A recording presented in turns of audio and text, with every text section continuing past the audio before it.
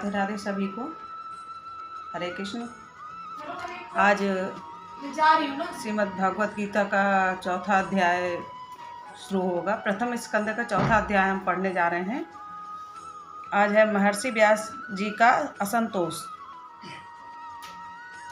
व्यास जी कहते हैं, उस दीर्घकालीन सत्र में सम्मिलित हुए मुनियों में विद्यावयोवृद्ध कुलपति ऋग्वेदी शौनक जी ने सूत जी की पूर्वोक्त बात सुनकर उनकी प्रशंसा की और कहा। शौनक जी बोले, सूत जी, आप वक्ताओं में श्रेष्ठ हैं तथा बड़े भाग्यशाली हैं। जो कथा भगवान श्री सुखदेव जी ने कही थी, वही भगवान की पुण्यमयी कथा कृपा करके आप हमें भी सुनाइए। वह कथा किस युग में, किस स्थान पर और किस कारण से हुई थी? मुनिवर, श्री कृष्ण द्वैपायन ने किसकी प्रेरणा से इस परमहंसों की कथा की संहिता का निर्माण किया था? उनके पुत्र सुखदेव जी बड़े योगी, समदर्शी, भेदभाव रहित, संसार निद्रा से जगे एवं निरंतर एकमात्र परमात्मा में ही स्थित रहते हैं। वे छिपे रहने के कारण मूढ़ से प्रतीत होते हैं। व्यास जी जब संन्यास के लिए उनकी ओर जाते हुए अपने पुत्र का पीछा कर रहे थे, उस समय जल में स्नान करने वाली स्त्रियों ने नंगे सुखदेव को देखकर तो वस्त्र धारण नहीं किया, परंतु वस्त्र पहनते हुए व्यास जी को देखकर लज्जा से कपड़े पहन लिए थे।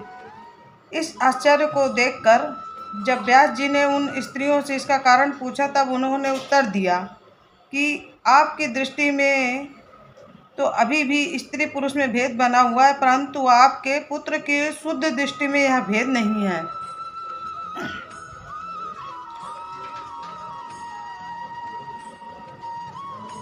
कुरुजान में देश में पहुंचकर हस्तिनापुर में वे पागल, गूंगे और जड़ के समान विचरते होंगे। नगरवासियों ने उन्हें कैसे पहचाना? पांडव नंदन राजर्षि परीक्षित का इस मौनी सुखदेव जी के साथ संवाद कैसे हुआ, जिसमें यह भागवत संहिता कही गई है?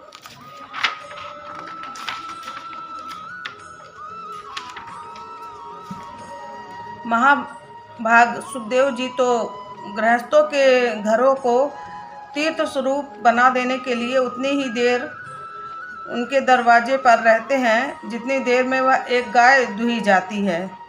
सूत जी, हमने सुना है कि अभिमन्यु नंदन परीक्षित भगवान के बड़े प्रेमी भक्त थे। उनके अत्यंत आश्चर्यमय जन्म और कर्मों का भी वर्णन कीजिए। वे तो पांडव वंश के गौरव बढ़ाने वाले सम्राट थे। वे भला किस कारण से साम्राज्य लक्ष्मी का परित्याग करके गंगा तट पर मृत्यु पर्यंत अनशन का व्रत लेकर बैठे थे? शत्रुगण अपने भले के लिए बहुत सा धन लाकर उनके चरण रखने की चौकी को नमस्कार करते थे। वे एक वीर युवक थे।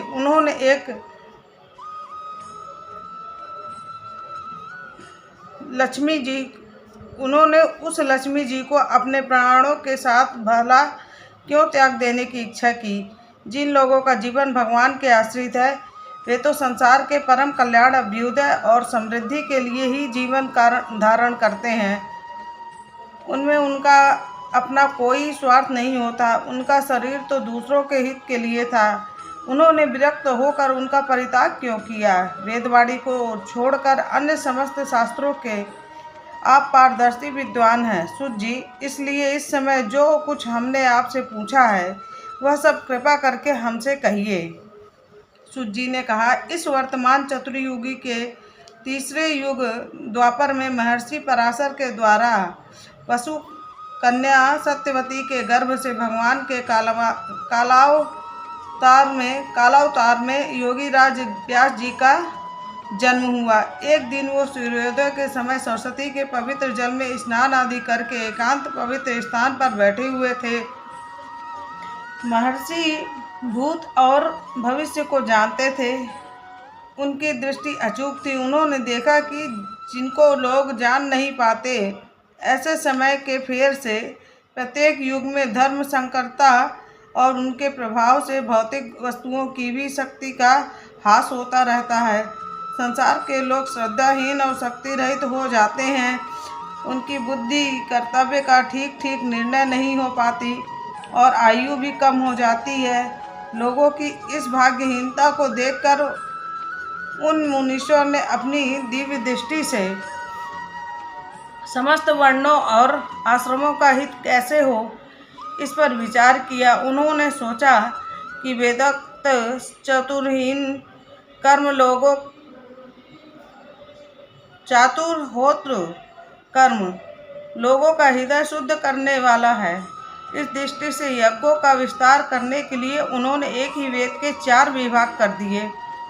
व्यास जी के द्वारा ऋग, यजुर, साम और अथर्व इन 4 वेदों का उद्धार पृथक्करण हुआ। इतिहास और पुराणों को 5वां वेद कहा जाता है। उनमें से ऋग्वेद पैल, सामगान के विद्वान जैमिनी एवं यजुर्वेद के एकमात्र स्नातक वैषम्य पायन हुए। अर्थवेद के प्रवीण हुए दारुण नंदन सुमंतु मुनि। इतिहास और पुराणों के स्नातक मेरे पिता रोमहर्ष थे। इस पूर्वोक्त ऋषियों ने अपनी अपनी शास्त्र को भी और अनेक भागों में विभक्त कर दिया। इस प्रकार शिष्य प्रशिष्य और उनके शिष्यों द्वारा वेदों की बहुत सी शाखाएं बन गई। कम समझा वाले पुरुषों पर कृपा करके भगवान वेद व्यास ने इसलिए ऐसा विभाग कर दिया कि जिन लोगों को स्मरण शक्ति नहीं है या कम है, वे भी वेदों को धारण कर सके। इसलिए वेदों को 4 भाग में बांटा गया और पुराण और इतिहास वो अलग बनाए गए। स्त्री, शूद्र और पतित द्विजाति तीनों ही वेद श्रवण के अधिकारी नहीं हैं। इसलिए वे कल्याणकारी शास्त्रोक्त कर्मों के आचरण में भूल कर बैठते हैं। अब इसके द्वारा उनका भी कल्याण हो जाए, यह सोचकर महामुनि व्यास जी ने बड़ी कृपा करके महाभारत इतिहास की रचना की। शौनकादि ऋषियों यद्यपि व्यास जी इस प्रकार अपनी पूरी शक्ति से सदा सर्वदा प्राणियों के कल्याण में ही लगे रहते तथा उनके हृदय को संतोष नहीं हुआ। उनका मन कुछ खिन्न सा हो गया। सरस्वती नदी के पवित्र तट पर एकांत में बैठकर धर्मवेत्ता व्यास जी मन ही मन विचार करते हुए इस प्रकार कहने लगे। मैंने निष्कपट भाव से ब्रह्मचर्य आदि व्रतों का पालन करते हुए वेद, गुरुजन और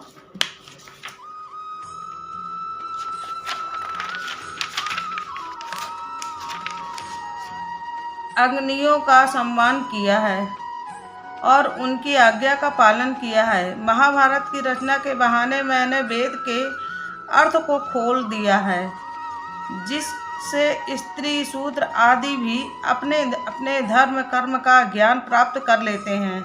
यद्यपि मैं ब्रह्म तेज से संपन्न एवं समर्थ हूँ, तथापि मेरा हृदय कुछ अपूर्ण काल सा जान पड़ता है। अवश्य ही अब तक मैंने भगवान को प्राप्त करने वाले धर्मों को प्रायः निरूपण नहीं किया है।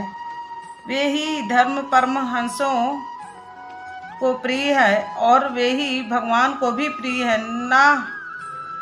ना हो मेरी अपूर्णता का ही यही कारण ना हो मेरी अपूर्णता का भी यही कारण है। श्री कृष्ण द्वैपायन व्यास इस प्रकार अपने को अपूर्ण सा मानकर जब खिन्न हो रहे थे, उसी समय पूर्वोक्त आसन पर देवर्षि नारद जी आ पहुँचे। उन्हें आया देख व्यास जी तुरंत खड़े हो गए। उन्होंने देवताओं के द्वारा सम्मानित देवर्षि नारद को विधि पूर्वक पूजा की। बोलो श्री कृष्ण चंद्र भगवान की जय। आज का ये 4था अध्याय समाप्त हुआ और हर रोज़ एक ही एक अध्याय पढ़ूंगी ताकि वीडियो लंबी ना हो, आपको सुनने में बोर ना लगे।